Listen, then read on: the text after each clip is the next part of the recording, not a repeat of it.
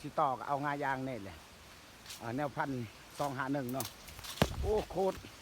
มันได้ลมพัดเห็นวะเอางายางตัวนี้เราสิต่อตาพี่โอ้งาลายเนาะแนว1,251ในงาลายพี่น้องอุ้ยพี่สิเอาตัวนี้แหละไปต่อตาใส่เอาขยายแนวพันเนาะพี่งามันลายเนาะผู้ใดมีซีมือมุกสิต่อเอามาต่อให้เอามุกสีจางเฉพาะเนาะ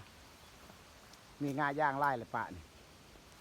เบิ้งซุ่มเจ้าพวกผู้เคยปลูกยางเนาะ1,251งาลายเลยขยันย่ำลมพัดมีโอกาสเนาะลมเนาะหักเนาะงาลายพี่โอ้เบิ้งพี่งาลายยามันหักผลตกเบิ้งลองนำยางออกเดียว1,251พันไทยเบิ้งลองพิสูจน์เบิ้งออกเดเนาะเจ้โอ้งาเจ้ขยันเป็นยามลมพัดเนาะนี่ลมพัดน้อยหนึ่งก็ยังโบกกเอ็นถ้าว่าพ้นตกแห้งลมพัดแห้งเนี่ยขยันมีโอกาสหักมางาพิลึก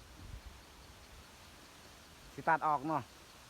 ตัดออกจำนวนหนึ่งมันไล่โพดเนี่ยขยันมันหักมันยามลมพัด